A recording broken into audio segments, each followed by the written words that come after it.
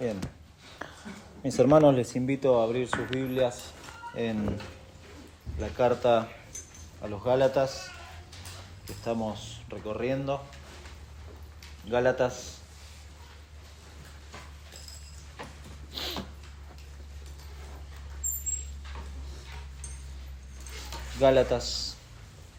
estamos de alguna manera finalizando el capítulo 5. En la invitación olvidé cambiar el pasaje. No sé si se dieron cuenta. Si no se dieron cuenta, bien. Si se dieron cuenta, bueno, se habrán dado cuenta. 16 al 18 vamos a leer hoy. Pero les invito a leer hasta el 24, porque en realidad el párrafo completo es desde el 16 hasta el 24, inclusive. Se van a dar cuenta claramente que Pablo está armando toda una estructura ahí para dar entendimiento a estos hermanos acerca de qué se trata esto de andar en el Espíritu, que suena como muy... Uno escucha andar en el Espíritu y dice, esto debe ser algo grande y como difícil, ¿no? Pero Pablo es muy, muy claro, y los Gálatas lo entendieron. Algunos, quizá otros no, pero muy claro Pablo cómo les escribe. Así que vamos a leer, hermanos, si tienen ahí desde el 16, capítulo 5, versículo 16. Luego vamos a pedirle al Señor nos guíe. Digo pues, andad en el Espíritu, y no satisfagáis los deseos de la carne, porque el deseo de la carne es contra el Espíritu, y el del Espíritu es contra la carne, y estos se oponen entre sí, para que no hagáis lo que quisierais. Pero si sois guiados por el Espíritu, no estáis bajo la ley, y manifiestas son las obras de la carne, que son adulterio, fornicación, inmundicia, lascivia, idolatría, hechicerías, enemistades, pleitos, celos, iras, contiendas, disensiones, herejías, envidias, homicidios, borracheras, orgías y cosas semejantes a estas, acerca de las cuales os amonesto, como ya os lo he dicho antes, que los que practican tales cosas no heredarán el reino de Dios. Mas el fruto del Espíritu es amor, gozo, paz, paciencia, benignidad, bondad, fe, mansedumbre, templanza. Contra tales cosas no hay ley, pero los que son de Cristo han crucificado la carne con sus pasiones y deseos. Nuestro Dios, te damos muchas gracias porque nuevamente tenemos esta libertad de venir a rendirte culto, Señor, y reconocer que no ha sido nada de nosotros, no ha sido ningún mérito nuestro el poder levantarnos hoy y prepararnos para venir hasta acá. No es mérito nuestro, Señor, sino que tú has movido el corazón de tu pueblo para venir a rendirte culto. Y rogamos, Padre, que nos animes por medio de tu evangelio, como hemos cantado en cada canción, pero también ahora con tu palabra, que tu palabra actúe poderosamente en nuestros corazones para entender, Señor, cuál es ahora lo que nos mueve a vivir para ti. Señor, ayúdanos, porque cuán fácilmente salimos por estas puertas y nos olvidamos completamente en la semana acerca de estas verdades, y necesitamos día tras día, Padre, que tú nos recuerdes, que tú traigas a nuestra memoria el Evangelio, pero que también muevas nuestras vidas a ser obedientes a esta realidad de que ahora somos tus hijos. Señor, ayúdanos, por favor, que esto sea así. Padre, ayuda a tu pueblo, a cada oveja tuya, ayúdalos, Señor, y ten misericordia de los que no te conocen, de los que son enemigos tuyos, de los que te rechazan. Señor, muéstrales a Cristo por medio de tu palabra. Te lo pedimos en Cristo Jesús. Amén. Amén. qué tremenda herramienta es el lenguaje. Esta semana estuve como machacando ese tema, el tema del lenguaje, de la comunicación. Bueno, los que están en educación, es tremendo, increíble y cómo a lo largo de la historia eso ha cambiado y uno se da cuenta cómo cambia todo el tiempo el lenguaje. Todo el tiempo estamos comunicando algo, aun cuando no hablamos. Hay gente que habla poco, pero comunica un montón de cosas. Con sus gestos, con su cuerpo. Hay gente que dice que el cuerpo habla. Cuando se enferma es porque su cuerpo habla. Y hay veces que pasa así. Pero tremendo, porque también es un arma peligrosa si es mal usada. El tema de la comunicación, del lenguaje. De hecho, Proverbios 10:19 dice: en las muchas palabras no falta pecado, mas el que refrena sus labios es prudente. 18:8 dice: las palabras del chismoso, o sea, la comunicación del chismoso, son como bocados suaves y penetran hasta las entrañas. Tremendo, la comunicación en la Biblia habla mucho de esto y por eso hay que manejarse con cuidado acerca de cómo hablamos o de las cosas que decimos o los gestos que tenemos. Muy importante. A veces causa gracia porque, bueno, si usted tiene hijos adolescentes o jóvenes, usted se puede dar cuenta de que los cambios que hay en la comunicación, el lenguaje es tremendo. Tremendo porque usted ve la diferencia de generaciones. Por ejemplo, bueno, le voy a preguntar a los jóvenes, algunos, o los más chicos, alguna palabra que ustedes usen normalmente y que los adultos no entiendan. Una buena palabra. No hablemos de las que aprenden en el colegio, esas no, por favor. ¿Se animan? ¿Alguna palabra que se les venga a la mente? ¿Cuál? Random. Mira, la dicen los adultos, pero los adultos ya saben. Por ejemplo, ahí me llamó la atención y traté de entender el arre. Lo usan. Arre. Bueno, parece que eso indica que lo que se dijo antes es como una ironía. Arre. Por ejemplo, un chico le va mal en una prueba, en un examen del colegio, le va mal, pero él mismo dice: seguro apruebo. Arre. Agrega el arre como una ironía de lo anterior. A ver, ahora se entiende, ¿no? Cuando escuchen a un joven decir arre es porque lo anterior es una ironía. Por ejemplo, hay otra que son siglas, usan siglas. Mucho dado por el WhatsApp y todos los medios de comunicación, ¿no? El ATR. El ATR es a todo ritmo. Es una persona que está muy activa. O algo que es muy activo, claro, está a todo ritmo. Indicando que, claro, alguien está muy activo. Cuando algo está buenísimo, claro, nosotros decimos buenísimo. Pero ellos dicen épico. ¿No? Épico. O en su defecto, yo lo aprendí, epicardo. Lo van a escuchar en sus jóvenes. Algunos no tan jóvenes y se hacen los jóvenes y lo usan. Épico. Una palabra para los mayores. Los mayores usamos una palabra que es adefesio. Es un adefesio.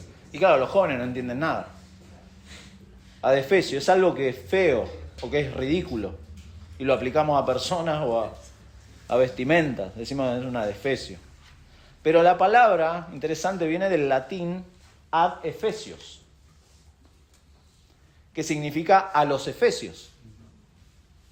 Es el saludo en latín que Pablo le escribe a los efesios, dirigiendo su carta a ellos. Y a pesar de esta carta, muchos de los efesios no escucharon el Evangelio, siguieron adorando a sus dioses paganos, y el término hablar ad efesios significaba hablar al vacío, hablar de balde, hablar sin sentido. Pero Pablo no hablaba al vacío. Pablo, dado la confianza que tenía en la autoridad de la palabra de Dios y en el poder de la palabra de Dios, de hecho les dice en 1 Corintios 2, 1 al 5, así que hermanos, cuando fui a vosotros para anunciaros el testimonio de Dios, no fui con excelencia de palabras o de sabiduría, pues me propuse no saber entre vosotros cosa alguna, sino a Jesucristo y a este crucificado. Y estuve entre vosotros con debilidad y mucho temor y temblor, y ni mi palabra ni mi predicación fue con palabras persuasivas de humana sabiduría, sino con demostración del Espíritu y de poder, para que vuestra fe no esté fundada en la sabiduría de los hombres, sino en el poder de Dios, que es su palabra. Y ese mensaje del crucificado, ese mensaje del Señor resucitado, es suficiente para la salvación por la fe. No hay nada que agregarle a este mensaje del Evangelio. Y eso es lo que Pablo en toda la carta a los Gálatas ha dejado en claro, que no hay nada que agregarle a este Evangelio. Los creyentes hemos sido justificados por la fe, por la sola fe. No, usted no puede agregarle nada de lo que usted hace.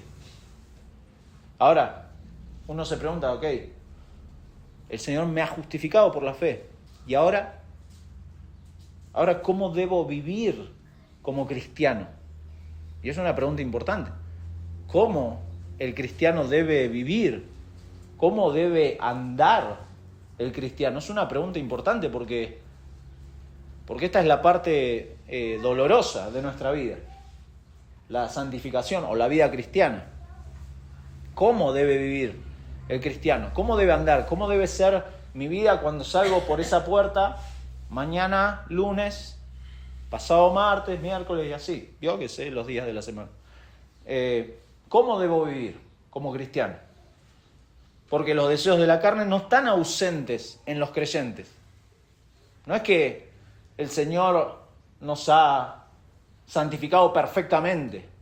No es que mágicamente los deseos de la carne han desaparecido. De hecho, son una amenaza latente. Ahora, ¿cómo debe vivir el creyente frente a esas amenazas?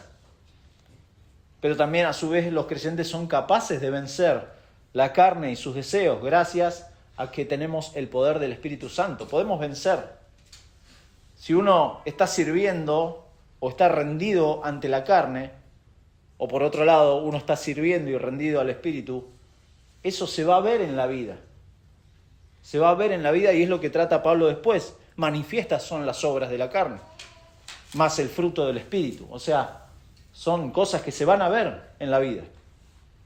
Por eso los cristianos sabemos que acá tenemos en este pasaje que vamos a ver hoy un mandato y un conflicto en este andar. Pero eso no nos tiene que llevar al pesimismo, sino a la confianza en aquel que nos llamó. Esa es la idea del pasaje. Los cristianos sabemos que tenemos un mandato y un conflicto en el andar con el Señor, pero eso no nos tiene que llevar al pesimismo, sino a la confianza en aquel que nos llamó. En aquel que nos llamó. Por eso vamos a ver en 3 partes el mandato de andar en el Espíritu, versículo 16. Luego el conflicto en el andar en el Espíritu, versículo 17. Y finalmente la realidad de ser guiados por el Espíritu, versículo 18. J.I. Packer dijo: el cristiano que camina en el Espíritu seguirá descubriendo que nada en su vida es tan bueno como debería ser, que nunca ha luchado con tanto esfuerzo como con las restricciones que lo traban y los tirones contrarios de su propia perversidad innata. Detectará que existe al menos un elemento de pecado motivacional en sus mejores obras, que su vida cotidiana está teñida de corrupción, de manera que debe depender en todo momento de la misericordia perdonadora de Dios en Cristo, o estaría perdido.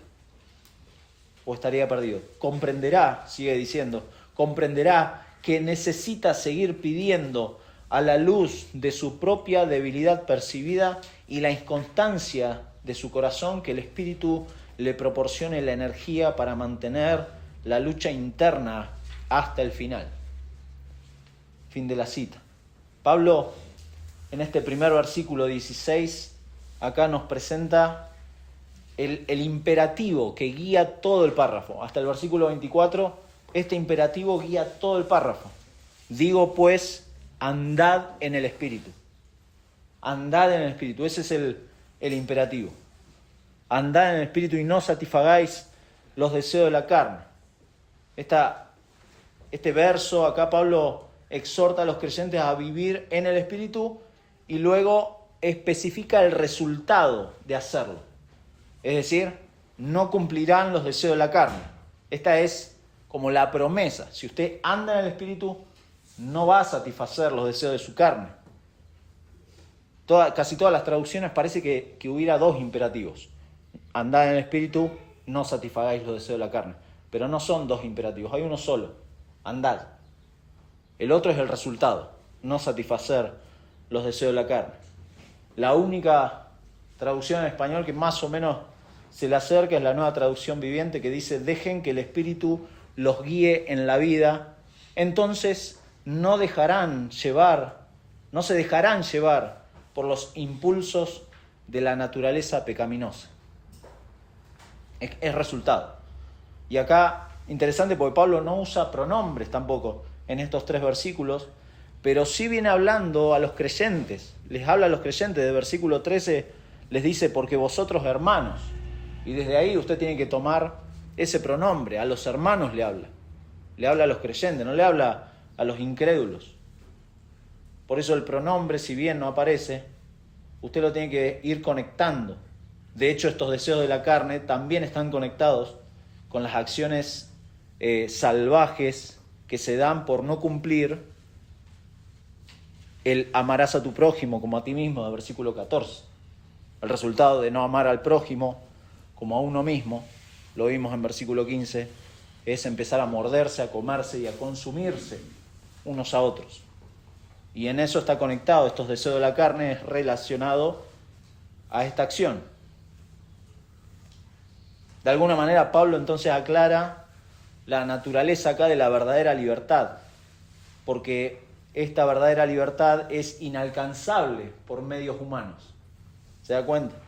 O sea, siendo incrédulos éramos esclavos, dice, de esos deseos. Estábamos muertos en nuestros pecados. No podíamos servir a los demás, no podíamos amar a los demás, éramos enemigos de Dios, no podíamos cumplir nada de estos deseos que Dios después tuvo que poner en nosotros, sino que nos deleitábamos en oponernos a Dios.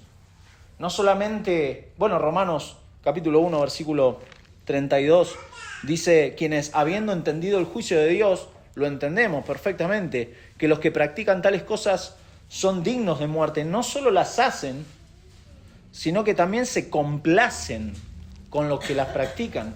Usted lo puede ver esto en los incrédulos. Las personas fascinadas, deleitándose en estos deseos de la carne. Entonces, acá le habla a los creyentes, no le habla a incrédulos. Y el imperativo para el creyente es andad, peripateite, caminar, comportarse de una manera determinada. Es un imperativo, no es una opción para el cristiano. No es que, sí, hay hermanos que realmente andan en el Espíritu. Pero yo... No. No, para el cristiano no es una opción. No es que algunos pueden andar, otros no. No, todos los creyentes deben andar, dice Pablo. Deben andar en el Espíritu para no satisfacer los deseos de la carne. Esto no nos queda a nosotros como, hoy anduve en el Espíritu, mañana no voy a andar porque justo tengo partido de fútbol y a mí me recuesta andar en el Espíritu en el fútbol. Y entonces, no tildo ese día. No. Es toda la vida del creyente es andando en el Espíritu, y ahora lo vamos a explicar por qué. Es un mandato, no opcional. No es algo tampoco reservado para quienes sirven en la iglesia local. No, claro, el pastor tiene que andar en el Espíritu, claro, obvio. Pero yo, no, usted también, hermano, todos. Todos andamos en el Espíritu para no satisfacer los deseos de la carne. No es para un grupo de iluminados tampoco, que tienen quizá una conexión más directa con Dios. No, todos andan en el Espíritu. Porque solo a través del Espíritu Santo uno puede contrarrestar entonces los deseos de la carne. Y esto el creyente, obviamente, porque dado que es el creyente el que está sellado por Dios por medio de su Espíritu Santo, el creyente es el que puede contrarrestar estos deseos de la carne. Por eso, hay veces que los creyentes nos sorprendemos o nos sentimos como abrumados por el pecado del mundo. Decimos, viste, no, tremendo, tal pecado y tal movimiento y tal cosa y tal filosofía nueva que está surgiendo en el mundo, tremendo. Nos sorprendemos. Pero, bueno, 1 Pedro 4:4 dice que es el mundo el que debería sorprenderse de nosotros, de que no corramos con ellos como ellos corren. Entonces, el creyente, dado que tiene el Espíritu Santo, debería sorprender al mundo por este andar en el Espíritu. No debería ser, bueno, uno más en el trabajo, que la verdad es muy amable, tiene un lindo testimonio, su familia tranqui. No, debería sorprender el creyente en medio de los incrédulos. Sorprender de que esta tensión la puede llevar adelante, que a veces se vuelve inexplicable. El creyente debe elegir vivir por el Espíritu y a su vez lo capacita a uno para la vida que agrada a Dios. Y esto debería sorprender. Debería sorprender. ¿Por qué? Porque esta influencia del Espíritu Santo es permanente. Permanente. ¿Cómo es eso? Claro, porque incluso cuando si usted es creyente y usted desobedece a Dios o peca contra Dios, el mismo Espíritu Santo va a obrar arrepentimiento en su corazón. Si usted es un creyente, lo va a hacer. Lo va a hacer, lo va a llevar al arrepentimiento. Lo va a llevar a darse cuenta de que usted está mal con Dios. Y lo va a llevar a usar todos los medios de gracia posible para seguir andando en el Espíritu. Para no satisfacer los deseos de la carne. ¿Qué pasa? ¿Qué pasa si usted peca y no hay arrepentimiento, y peca y no hay arrepentimiento, y peca y no hay arrepentimiento, y sigue así y su patrón de vida es ese? Bueno, esto es evidencia de que muy posiblemente usted no sea un creyente. Si a usted el Espíritu Santo realmente no lo mueve a buscar a Dios, a clamar a Dios en medio de esa desobediencia del pecado, porque eso es evidencia del verdadero creyente, la confesión de pecado. El Espíritu guía al creyente por medio de su palabra, por medio de la oración, por medio de la comunión. Es así, es algo que el mismo Espíritu Santo lo mueve. ¿Por qué? Porque el creyente anda en el Espíritu. Y de esta manera no satisface los deseos de la carne. Ahora, claro, usted, y creo que todos los creyentes hemos pasado en alguna etapa de nuestra vida por esta de qué manera llevar esta tensión, de qué manera, y empezamos a usar expresiones o frases. A mí me gustan las frases, las expresiones. Y hemos usado, por ejemplo, frases como suéltalo y déjaselo a Dios. Lo vimos con los hombres, en la reunión de hombres. Suéltalo y déjaselo a Dios. Bueno, el Señor sabe. El Señor sabe las luchas. Vive la vida en rendición. ¿Lo ha escuchado eso? Vivir la vida en rendición a Dios. No sé de qué se trata. Es muy rara la frase. Otra frase. Le han dado el ejemplo le han dicho, imagínese que su vida es usted manejando un vehículo y va el Señor Jesucristo al lado. Déjele el volante a Dios. No sé qué es eso, realmente. Pero bueno, suena muy bonito. Como, bueno, que el Señor se encargue de todo. Pero la vida cristiana, mi hermano, no es una sumisión pasiva. Como proponen estas frases o como proponen muchos dentro de las enseñanzas en las iglesias. Como que nuestra sumisión es pasiva. bueno, yo me someto al Señor y bueno, que el Señor haga todo. No, porque si la voluntad y las acciones del creyente no tuvieran un papel en el crecimiento, la única instrucción en el Nuevo Testamento sería justamente este versículo. Andad en el Espíritu para no satisfacer los deseos de la carne. Esta sería la única instrucción de todo el Nuevo Testamento si el papel de mi voluntad y mis acciones no tuvieran ningún sentido en el crecimiento. En cambio, el Nuevo Testamento da claros imperativos acerca de que el creyente sí está involucrado en el crecimiento. Por eso dice, andad en el Espíritu y no satisfagáis los deseos de la carne. Benjamin Warfield dijo lo siguiente sobre esto. Su parte, o sea, la del Espíritu Santo, es mantenernos en el camino y llevarnos al fin hasta la meta. Ese es el papel del Espíritu Santo. Pero somos nosotros los que damos cada paso en el camino. Son nuestros miembros que se cansan en el trabajo. Son nuestros corazones que desmayan. Es nuestro valor que decae. Nuestra fe, esta fe dada por Dios que revive nuestras fuerzas caídas. Nuestra esperanza que inyecta nuevo valor a nuestras almas. Mientras que subimos paso a paso trabajosamente. Pero es importante la primera parte. La parte del Espíritu Santo es mantenernos en el camino y llevarnos al fin hasta la meta. Usted, mi hermano, ni yo andamos por la vida volando con una aureola en la cabeza. No existe eso. Esto es un mandato. Andad en el Espíritu. Es un mandato para no satisfacer los deseos de la carne. Pero además de este mandato, en segundo lugar, está el conflicto de andar en el Espíritu. Versículo 17. Porque el deseo de la carne es contra el Espíritu y el del Espíritu es contra la carne. Y estos se oponen entre sí para que no hagáis lo que quisierais. Por eso andar en el Espíritu no es nada místico. ¿Qué es el misticismo? Bueno, acá me ayuda Wikipedia. Wikipedia es fabuloso. No todo, pero tremendo. Dice, el misticismo es estado, y escuche bien, estado extraordinario de perfección religiosa que consiste esencialmente en cierta unión inefable del alma con Dios por el amor y va acompañado accidentalmente de éxtasis y revelaciones. Bueno, esto es irreal. Ser místico es ser alguien irreal. Pero el andar en el Espíritu es real.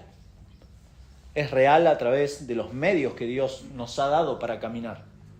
Así como cuando éramos pequeños necesitábamos una guía de alguien, un andador quizá. Así también nosotros, mientras vamos creciendo, el Señor nos ha dado medios de gracia para saber cómo andar en el Espíritu. Pero de la misma forma también son reales los deseos de la carne. Los deseos de la carne son las pasiones que nos mueven. Normalmente, la palabra que el Nuevo Testamento usa para deseos es epithymia, que se relaciona con, la mayoría de las veces se relaciona con la lujuria. Pero, de hecho, si usted leyó más adelante, hay 3 obras de la carne que se mencionan directamente relacionados a la lujuria. Pero como dice Martín Lutero en su comentario, estos deseos abarcan toda otra emoción corrupta. Toda emoción corrupta. Y de hecho 6 de las definiciones posteriores hablan de pecados que normalmente respetamos, que normalmente no nos escandalizan. Claro, nos escandaliza que alguien adultere, claro que sí, porque es gravísimo. O que ande en cosas muy expuestas en su pecado. Pero hay otras cosas que después, el domingo que viene, si Dios lo permite, vamos a ver, son cosas que respetamos. O que no, sí, soy orgulloso. Pero ¿qué está haciendo por su orgullo? cómo pelea contra eso. Y la expresión acá del porque, versículo 17, porque el deseo de la carne como que refuerza el versículo 16. Da la razón por la cual el mandato de andar en el Espíritu es muy importante. Porque es porque dentro del creyente se libra una batalla hasta la muerte. Porque esto está tan en contra, este es el conflicto. Y vale aclarar de nuevo que esto le pasa a un creyente. El creyente verdadero, por el hecho de que en la salvación Dios lo ha sellado con el Espíritu Santo y ahora el Espíritu Santo mora en él, esto es algo que sufre, que batalla todos los días. Esto no lo sufre un incrédulo. El incrédulo no tiene esta batalla. No existe una batalla. Los deseos de la carne son una realidad en el creyente, pero los deseos de bondad y de obediencia al Señor también son una realidad en el creyente. Y estos se ven enfrentados. Pero esto no pasa en el incrédulo. El incrédulo vive su vida y está todo bien. Acá la carne, si bien puede hablar del cuerpo físico, también se usa para referirse a la condición natural del hombre caído. O sea, esta es su naturaleza caída, la carne. Pero en este pasaje en particular, habla de lo que queda del viejo hombre en el cristiano. Esa parte que aguarda la redención final. Esa parte que desea la ciudad de Dios. Esa es la parte que dice acá, los deseos de la carne. Plenamente va a ser librado de eso el cristiano cuando el Señor venga. Por eso dice, versículo 17, la segunda parte, y estos se oponen entre sí para que no hagáis lo que quisierais, para que no vivan como deben vivir, para que no vivan como quieren vivir delante de Dios. Se oponen. Usted quiere agradar al Señor, pero los deseos de su carne muchas veces se oponen y usted encuentra esa lucha todos los días. Si no encuentra esa lucha todos los días, bueno, empecemos de nuevo, porque es muy posible que no sea un creyente, porque el creyente tiene esta lucha que dice Pablo acá. Lo tiene. Los creyentes no siempre hacen lo que desean hacer, y muchas otras veces hacen lo que no deberían hacer. Esta es la realidad del creyente. Esto es lo que Pablo dice en Romanos 6, 7, 8, la lucha que tiene Pablo con el pecado. Este es el conflicto, pero es una guerra, mi hermano, es una guerra donde la victoria es posible para el creyente. Claro que sí. Porque el Espíritu da la fuerza para vencer a la carne. Y la forma más efectiva de oponerse a estos deseos es hacerlos morir de hambre. Eso es lo que Pablo le dice a los colosenses. Haced pues morir. No le den de comer al pecado. No le den de comer a los deseos de su carne. Pablo le dice a los romanos, Romanos 13, 14, no provean para los deseos de la carne. Claro, si usted le da de comer a eso, si usted se expone a eso, bueno, va a estar alimentando. La manera más segura de no caer en un pecado la manera más segura de caer en ese pecado es quedarse ahí, es exponerse a esas situaciones donde existe la tentación de cometer ese pecado. Pero, a ver, pues esto enseguida pensamos en cuestiones sexuales, lamentablemente. Pero usted piense en las situaciones en donde usted se expone a cosas que normalmente respeta en su vida. Y que dice, bueno, sí, la verdad que sí, es un pecado delante de Dios. Pero bueno, sigo mi vida. No, piénselo. ¿En qué momentos se enoja, por ejemplo? ¿En qué momentos su orgullo crece?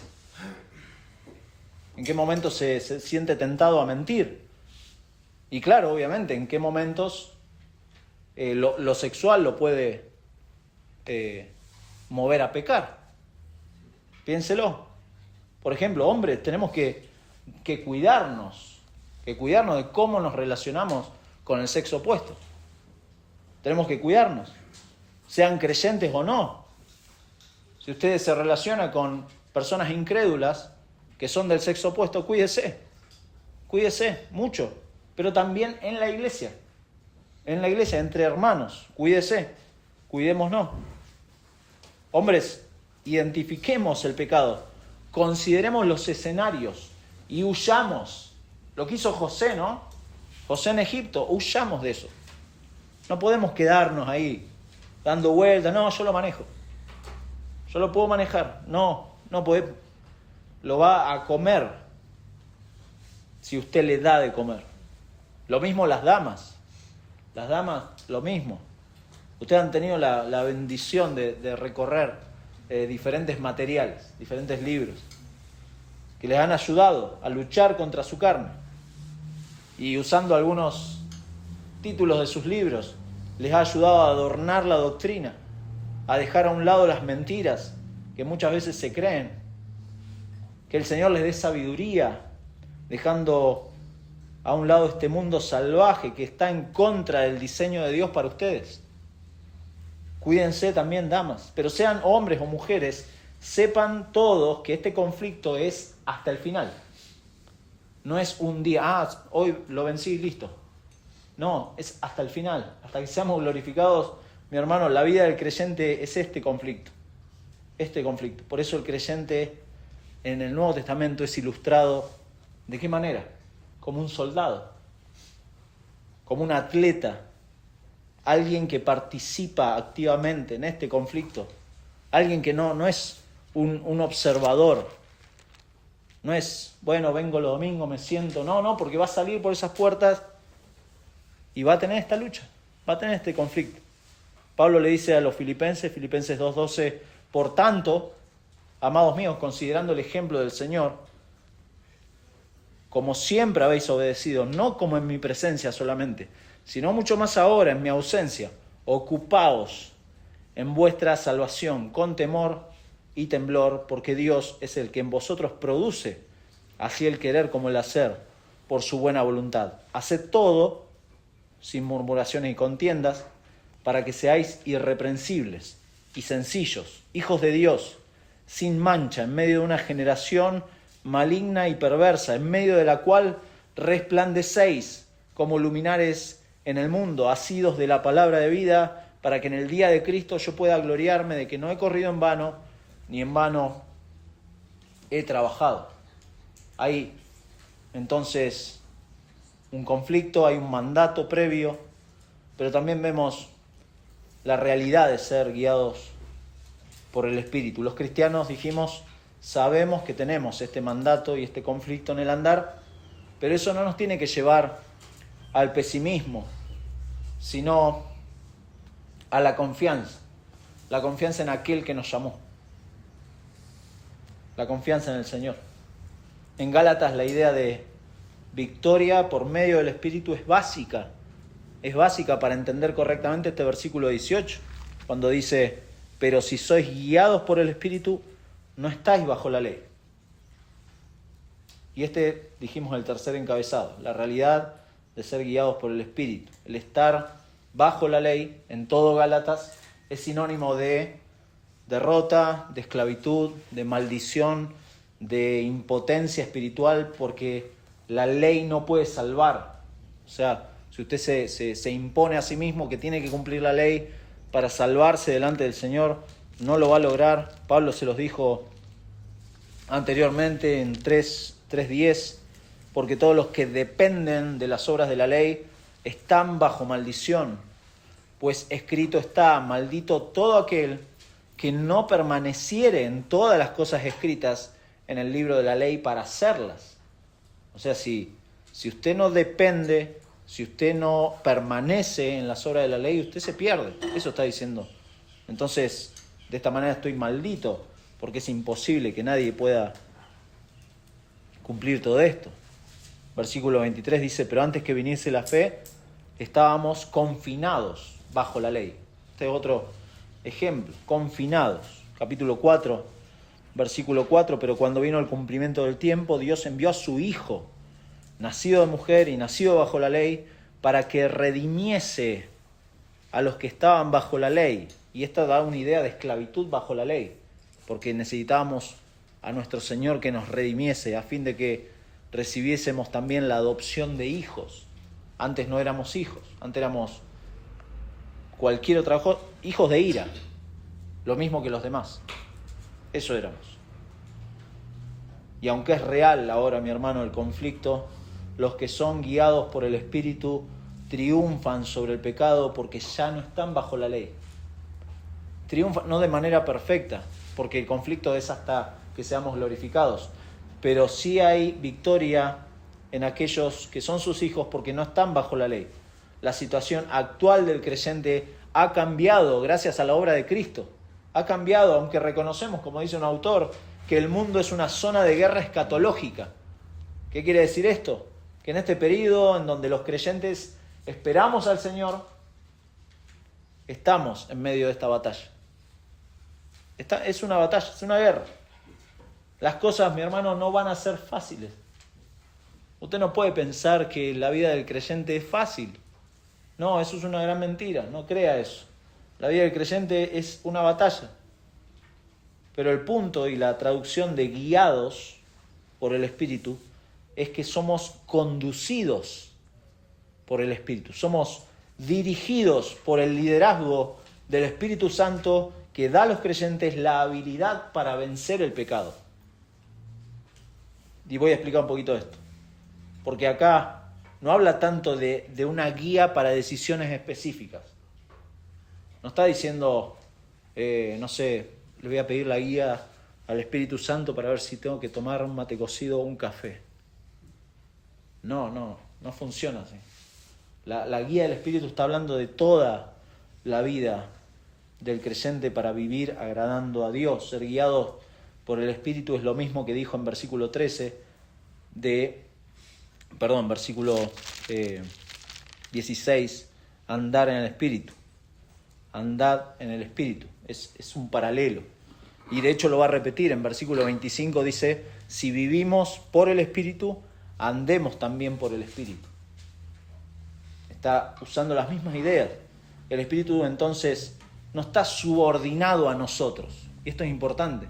Muchas veces pensamos que tenemos que orar, que el Espíritu Santo nos guíe y tenemos en la cabeza la idea de que está subordinado a nosotros. No. La idea de ser guiados por el Espíritu Santo es que es el Espíritu Santo el que dirige. No nosotros.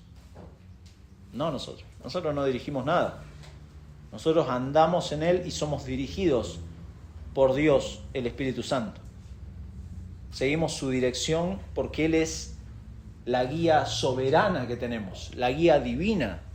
No se olvide, el Espíritu Santo es Dios morando en usted, mi hermano. No es alguien subordinado, no es un semidios. Tengan cuidado con eso, tengan mucho cuidado, porque muchas veces oramos pensando de que, bueno, si el Espíritu me guía, no, el Espíritu lo va a guiar, no se preocupe. A veces por momentos dolorosos, pero lo va a hacer. Entonces no es del todo correcto orar, por ejemplo, pidiendo la dirección del Espíritu. ¿Por qué? Porque Él ya hace eso en la vida del creyente. Lo va a guiar, le guste o no le guste, lo va a guiar. Muchas veces usted puede leer Hechos de los Apóstoles y es tremendo como el Espíritu Santo guiaba a Pablo de esta manera. Pablo a veces no quería ir a un lugar o quería ir a un lugar y el Espíritu se lo impedía. Le decía, no, por acá no.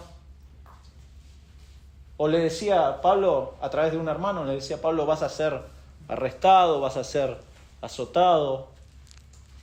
Ok, le estaba informando lo que iba a pasar nomás, pero no le estaba diciendo, no vayas. No, porque el Espíritu Santo ya le había dicho que tenía que ir, que tenía que predicar el Evangelio a las autoridades. Entonces, la guía del Espíritu no es algo que está subordinado a nosotros, sino que el Espíritu Santo, Dios en nosotros, ya lo está haciendo. Lo que necesitamos usted y yo, mi hermano, es buscar la disposición, es ordenar nuestras vidas, es ser resolutivo y obedecer la dirección del Espíritu Santo. Obedecer lo que Dios dice en su palabra. Capítulo 8 de Romanos dice, ahora pues, ninguna condenación hay para los que están en Cristo Jesús. O sea, después de hablar de la lucha, de esta lucha, del conflicto, de la guía del Espíritu y los deseos de la carne, dice esto Pablo: ninguna condenación hay para los que están en Cristo Jesús, los que no andan conforme a la carne, sino conforme al Espíritu. Porque la ley del Espíritu de vida en Cristo Jesús me ha librado de la ley del pecado y de la muerte. Estoy libre. Porque lo que era imposible para la ley, por cuanto era débil por la carne, Dios, enviando a su Hijo en semejanza de carne de pecado, y a causa del pecado, condenó el pecado en la carne. ¿Para qué? Para que la justicia de la ley se cumpliese en nosotros, que no andamos conforme a la carne, sino conforme al Espíritu. Porque los que son de la carne piensan en las cosas de la carne, pero los que son del Espíritu, en las cosas del Espíritu. Porque el ocuparse de la carne es muerte, pero el ocuparse del Espíritu es vida y paz. Por cuanto los designios de la carne son enemistad contra Dios, porque no se sujetan a la ley de Dios ni tampoco pueden. Y los que viven según la carne no pueden agradar a Dios. Estos son los incrédulos, que viven así. No tienen la lucha con el andar en el Espíritu. Mas vosotros, versículo 9, no vivís según la carne, sino según el Espíritu. Si es que el Espíritu de Dios mora en vosotros. Y acá aclara Pablo, y lo deja en blanco y negro. Si alguno no tiene el Espíritu de Cristo, no es de él. No es de Cristo. ¿Se da cuenta? Entonces esto marca la diferencia. Este es el gozo y esta es la confianza del cristiano. ¿Se da cuenta? La realidad de los que ya tienen el Espíritu Santo. Por eso dijimos que el pesimismo que muchos cristianos alzan como bandera, muchas veces parece demostrar como una desconfianza en aquel que nos llamó, como un desestimar el poder de Dios, como que Dios no es poderoso para guiarnos por medio del Espíritu Santo. Y vivimos vidas derrotadas realmente, porque pensamos así, pensamos que no, mi hermano, estoy luchando con esto y no. Y muchas veces pasa eso, que insistimos en nuestra desobediencia y no consideramos que hemos sido llamados por aquel que tiene el poder y podemos confiar en aquel que nos llamó, porque Él nos ha dado su Espíritu Santo para ahora sí poder vencer en este conflicto de los deseos de la carne y la lucha que el Espíritu Santo tiene contra esos deseos. Hay cristianos que enfatizan tanto en sus derrotas que notablemente le quitan valor a la cruz. Le quitan valor a la cruz y dan una imagen de una vida miserable y desequilibrada, de su cristianismo totalmente deformado de lo que Cristo ya ha hecho. Y entonces un incrédulo mira esa vida y dice, no, yo la verdad gracias. Porque evidentemente ese Dios no es tan poderoso para cambiar su vida. Pero, dice, si sois guiados por el Espíritu, y lo son, ya no están bajo la ley. Ya han sido librados. El creyente no está en derrota. Tampoco en victoria como predican algunos. El creyente en victoria. No, reconocemos esto, reconocemos versículo 17. Claro que sí. Pero no olvidamos el mandato. Tengo que andar. Tengo que insistir y andar en el Espíritu. Algunas conclusiones. Porque en este conflicto nos damos cuenta, mi hermano, que nunca vamos a poder llegar a la perfección. Eso es una realidad. Pero el no poder llegar a la perfección no me tiene que llevar a dejar de luchar. El cristiano lucha. La guía es del Espíritu en medio del conflicto. No puedo dejar de luchar. J. Packer, de nuevo, lo cito. El ministerio básico, distintivo y constante del Espíritu Santo bajo el nuevo pacto es mediar la presencia de Cristo en los creyentes. Esto es, otorgarles ese conocimiento de su presencia con ellos como su Salvador, su Señor, su Dios. De tal forma que sigan aconteciendo tres cosas. Primero, la comunión personal con Jesús. Segundo, la transformación personal del carácter en la semejanza de Jesús. Y tercero, la certeza dada por el Espíritu de ser amados, redimidos y adoptados en la familia de Dios por medio de Cristo. Eso es lo que hace el Espíritu Santo. Tremendo. Ahí termina la cita.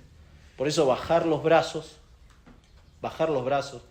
dejar de luchar, dejarse guiar por la carne, o ponerse bajo reglas o leyes, de manera que busco autojustificarme. Si eso es el patrón de mi vida, si me estoy aferrando a algo así, bueno, estoy dando indicios de incredulidad, de que, listo, dejé de luchar, porque confiaba en mis deseos de la carne. Es muy posible que esa persona no sea creyente. ¿Por qué? Porque el creyente lucha. El creyente lucha. No de manera perfecta. No de manera perfecta, pero lucha. Es como decimos, es un cabezadura. El creyente es un cabezadura que lucha y lucha porque está, como dice Pedro, tiene ceñido el lomo de su entendimiento. Está aferrado a lo que cree, porque busca mantenerse sobrio, en medio de un mundo que está embriagado con un montón de cosas. El creyente es alguien sobrio que se mantiene expectante a la espera del Señor. Ese es el creyente. Por eso la nueva vida ya ha sido dada a los santos. Y esto en segundo lugar, la vida ha sido dada a los santos y con esta vida se nos ha dado el Espíritu Santo. De ahí que Pablo es optimista en cuanto a la lucha y no hay lugar para el pesimismo. Muchas veces ese pesimismo está presente y se presenta como algo solapado en confianza a la carne. O sea, muestro mi debilidad o muestro este pesimismo, pero en realidad estoy confiando en mí. Estoy confiando en que, bueno, voy a seguir luchando, yo voy a seguir luchando, porque es durísimo esto. Y hermano, oren por mí, porque esto y aquello. Y muchas veces es más confianza en uno, en la carne.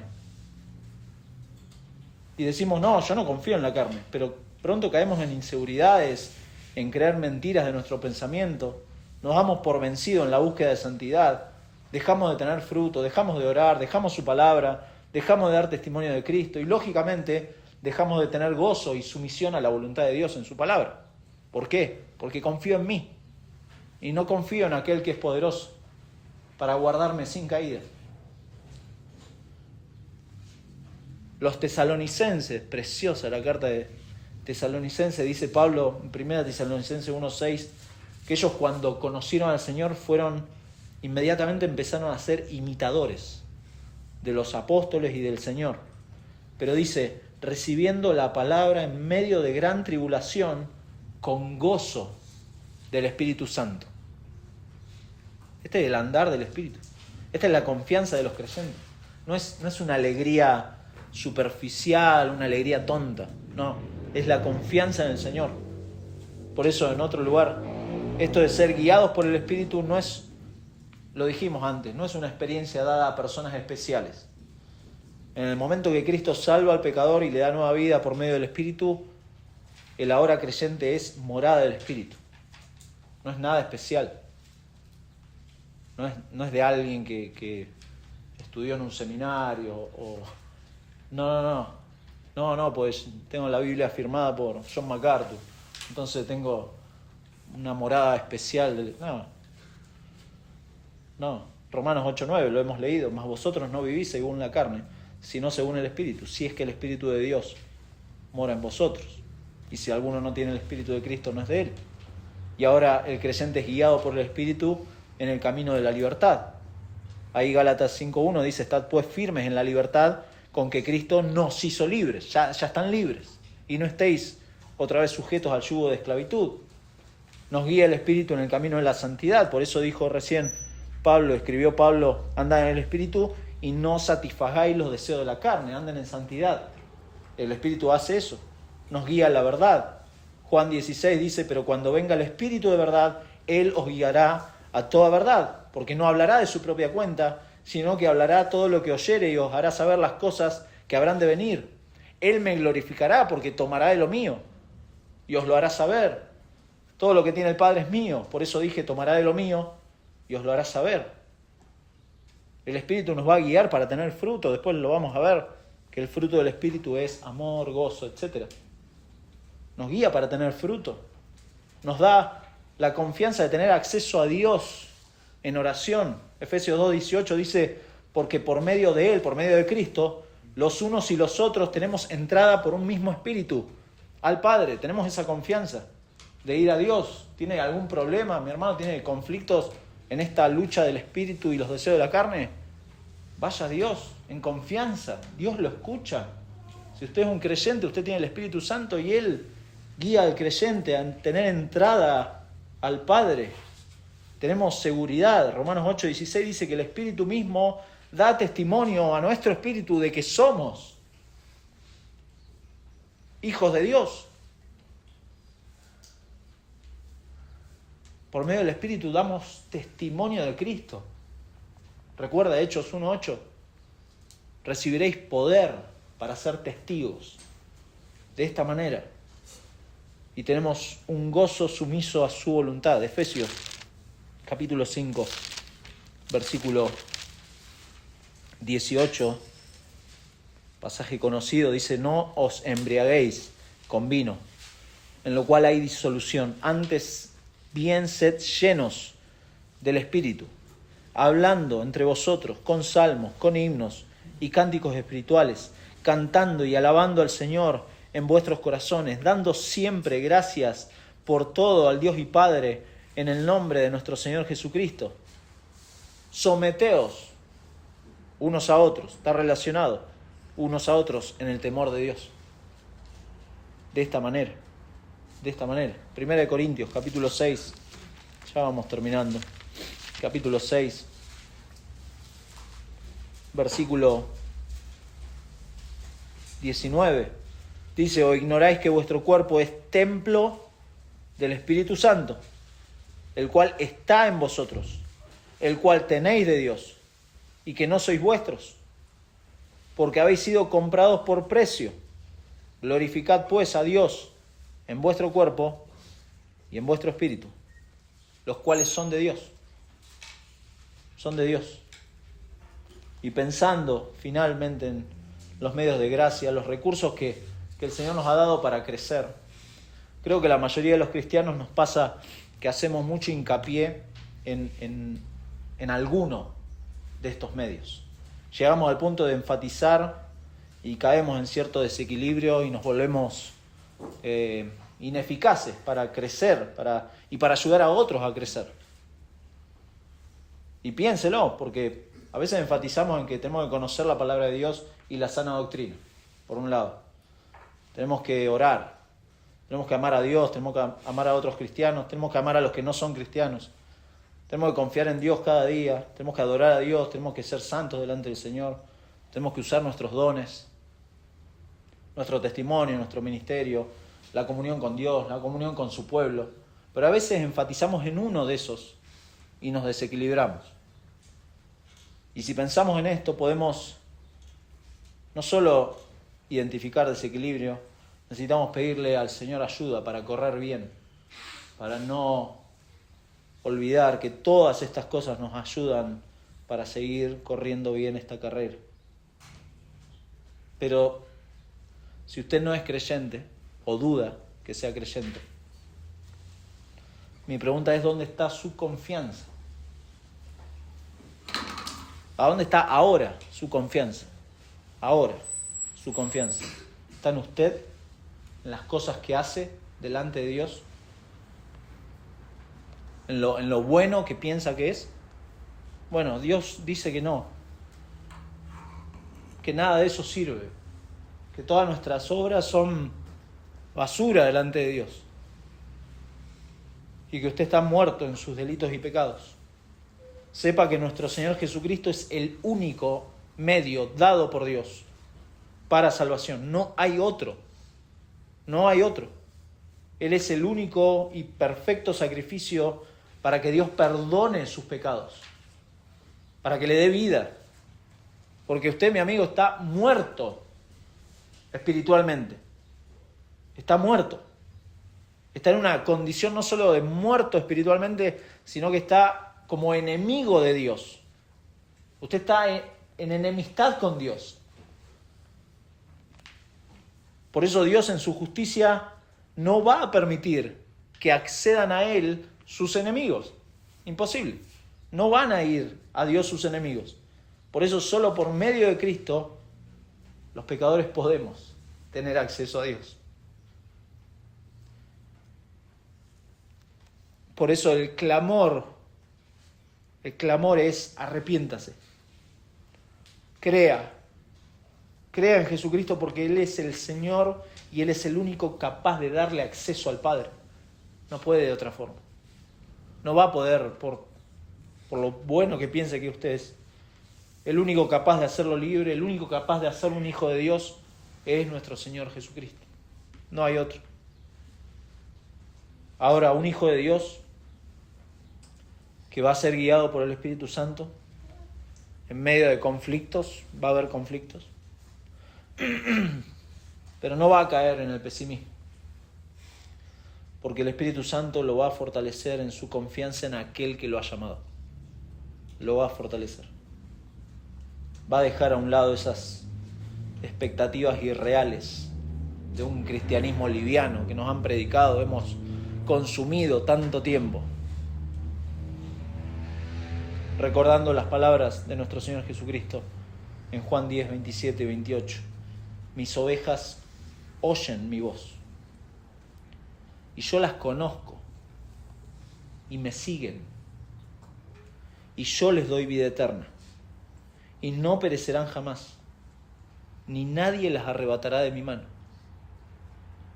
Es decir, usted va a tener, mi hermano, hasta que seamos glorificados, vamos a tener esta lucha temporal con los deseos de la carne, pero andamos en el Espíritu. Y conforme uno va andando en el Espíritu, no va a satisfacer los deseos de la carne. ¿Por qué? Porque usted es una oveja del Señor. Usted ha escuchado la voz del buen pastor. El buen pastor lo conoce. Y usted sigue al buen pastor. El buen pastor le ha dado vida eterna. El buen pastor no va a permitir que perezca a usted. Nadie va a arrebatar de la mano del Padre a ninguna de esas ovejas. Él lo va a hacer. Esa es la confianza, es la seguridad que tenemos de que vamos a ser preservados por el Señor. Pero en este paréntesis, claro, vamos a seguir luchando en este conflicto. Pero de eso se trata nuestra vida. Gracias al Señor que no nos ha dejado solos. El Señor está en su trono, ha ascendido, pero nos dijo, bueno, yo me voy, pero les voy a enviar el Consolador, el que consuela y guía al creyente para andar en el Espíritu, para no satisfacer los deseos de la carne de uno. Oramos, hermanos. Gracias, Señor. Gracias. Porque si bien nos has dado preciosos medios de gracia para crecer en ti, por sobre todo damos muchas gracias por tu Espíritu Santo. Nada de esas cosas podríamos disfrutarlas ni desarrollarlas si no fuera por ahora tu morada en nosotros. Señor, gracias por tu Santo Espíritu, porque es el que nos ha dado vida, ha regenerado a estos muertos, a estos enemigos tuyos, para ahora ser pueblo tuyo, para ahora seguirte no solamente para escuchar tu voz, sino para seguirte. Señor, muchas gracias por tu pueblo, porque tú los preservas, tú los sostienes hasta el final, Señor, y gracias porque en medio de este conflicto que vamos a tener hasta que seamos glorificados, el Espíritu Santo nos auxilia, nos ayuda en nuestras tribulaciones, se dirige a ti con nuestras oraciones imperfectas para llevarlas a ti, Señor, y que tú hables y obres conforme a tu voluntad, Señor. Muchas gracias porque no nos has dejado solos. Nos has dado al Consolador que nos fortalece a los creyentes. Padre, damos muchas gracias porque también tenemos la confianza de que es el Espíritu Santo el que puede dar vida. No son nuestras palabras, no es nuestra oratoria, no es nuestros argumentos, no. Es tu Espíritu Santo el que puede hacer eso, dar vida a pecadores, como nos has dado vida a nosotros, Señor. Muchas gracias, porque va a llegar un día en que no vamos a estar más presentes. Quizá pase el tiempo y muchos de nosotros incluso dejemos de existir. Pero tu Espíritu Santo va a seguir obrando en tu iglesia. Va a seguir salvando pecadores por medio de tu palabra. Y damos muchas gracias porque tu obra no depende de nosotros en absoluto, depende del poder de tu Espíritu Santo que tú diste a tu pueblo para tener el poder de ser testigos del Cristo resucitado. Damos muchas gracias, Señor, porque esa es nuestra confianza. Tú nos has llamado y sabemos, reconocemos nuestras luchas, pero reconocemos la realidad de que ahora somos guiados, dirigidos por tu Espíritu Santo, Señor, que eres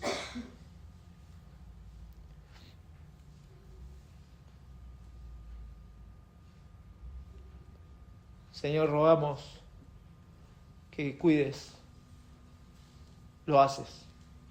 Sabemos que vas a cuidar a tu pueblo esta semana. Pero Señor, ten misericordia de aquellos que no tienen a tu Espíritu Santo, que no son tuyos, que no tienen vida, que se mantienen en rebelión y en enemistad contra ti, Señor. Sálvalos. Te lo rogamos en Cristo Jesús. Amén.